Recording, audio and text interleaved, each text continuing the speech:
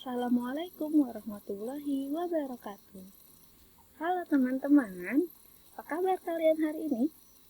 Alhamdulillah, semoga kalian semua dalam keadaan sehat ya. Amin. Oke teman-teman, kita akan lanjutkan pembelajaran yang kemarin. Sekarang kita masuk di subtema 2, pembelajaran 2. Oke, sebelum kita mulai pembelajaran, alangkah baiknya kita berdoa terlebih dahulu ya. Kita berdoa sebelum belajar. Oke? Berdoa dimulai.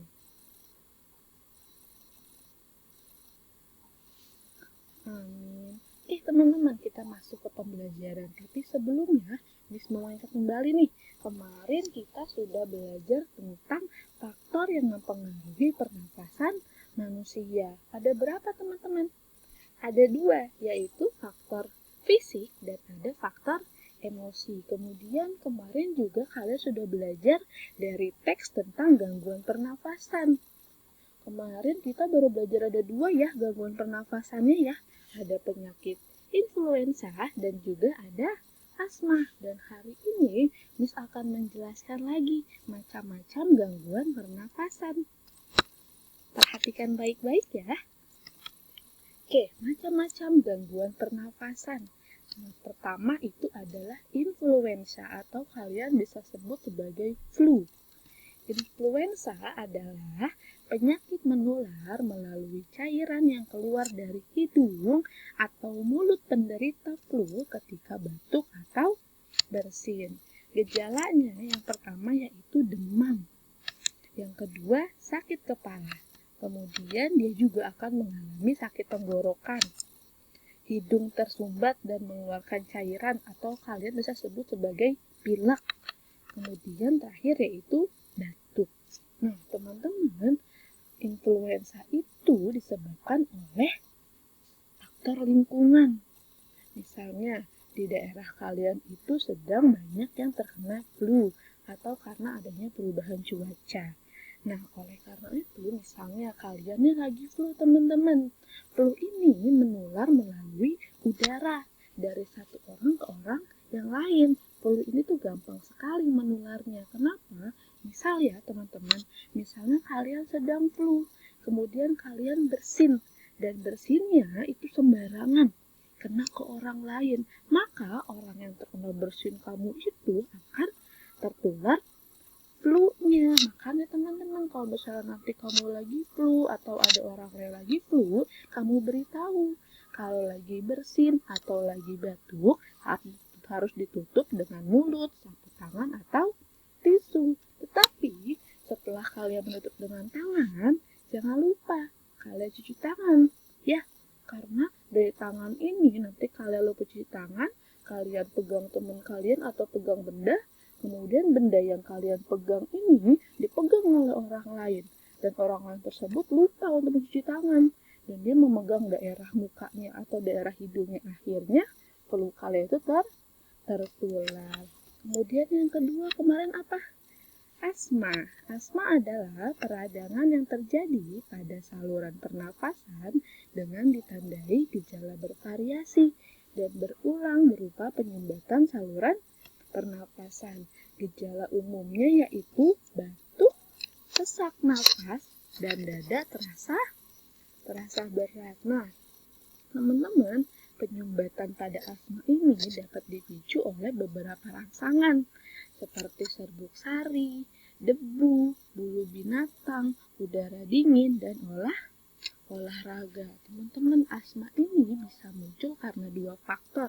Yang pertama faktor keluarga dan yang kedua faktor lingkungan. Terus gimana ya cara mencegah supaya kita tidak terjadi asma?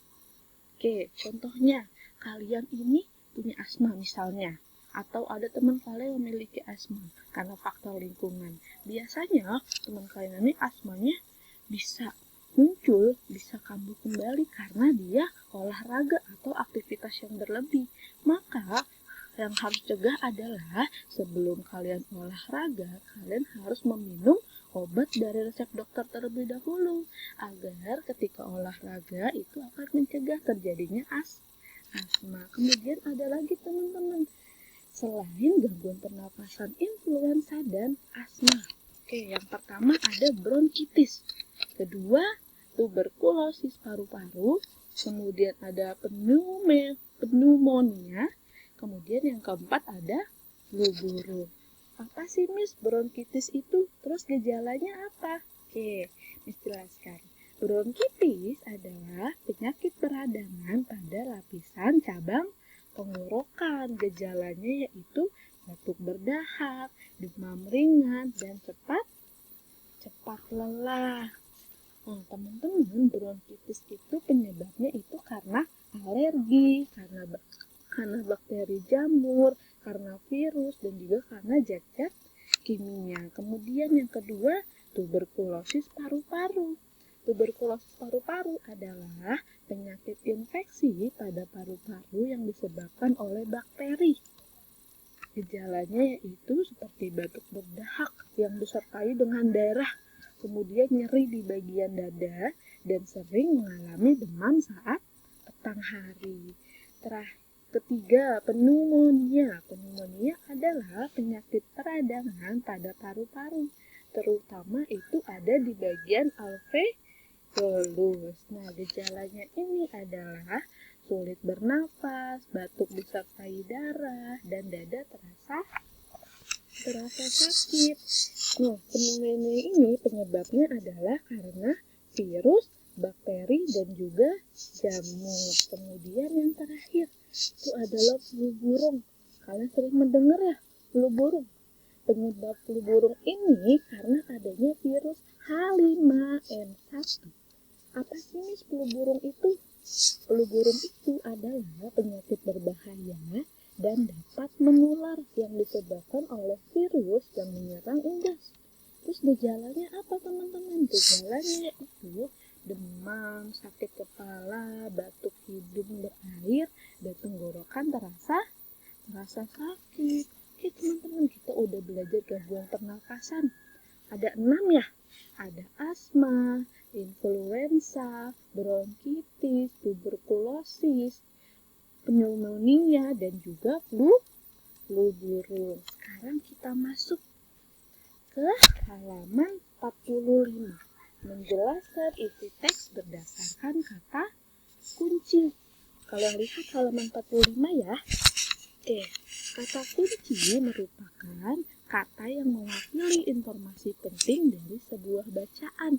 Maksudnya apa, Miss? Terus gimana cara menemukan kata kunci? Oke, teman-teman. Kata kunci ini dapat diperoleh dari berbagai sumber. Misalnya dari judul teksnya atau dari gagasan pokok. Nah, kalian sambil lihat ya, teks pada halaman 45 tentang bronkitis dan asap berbahaya. Teman-teman, untuk mengetahui kata kunci ini, kalian juga bisa dengan mencari pertanyaan atau membuat kata tanya dari adik Simba. Misalnya dari teks halaman 45.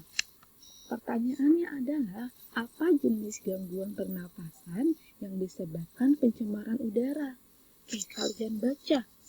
Kira-kira apa ya jenis gangguan pernapasannya yang disebabkan pencemaran udara?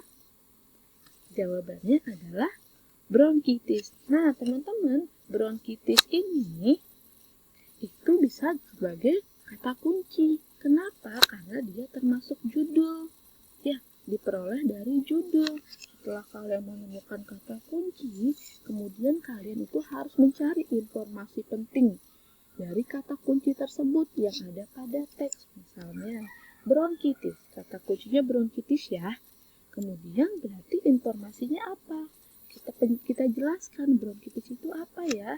Bronkitis adalah peradangan pada saluran udara di dalam paru-paru. Oke, bisa kalian menemukan kata kunci?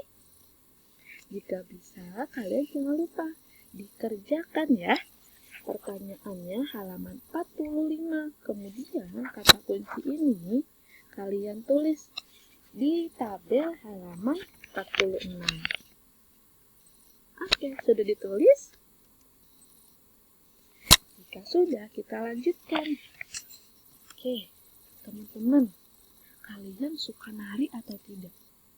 Atau kalian pernah tidak melihat orang yang menari? Ya, teman-teman, ternyata dalam menari itu membutuhkan properti. Properti tari. Apa sih, Miss, properti tari? Properti tari adalah benda-benda yang digunakan untuk mendukung suatu gerak tari. Teman-teman, properti tari ini berfungsi untuk menambah keindahan tarian atau menyampaikan pesan serta makna pada suatu tarian. Misalnya, kalian perhatikan gambar berikut ini. Ini adalah tari jaipong yang berasal dari Jawa Barat. Coba kalian lihat. Pada tari jaipong ini ada tidak properti yang digunakan oleh si penarinya? Ada. Ini dia yang digunakan oleh penarinya. Apa namanya?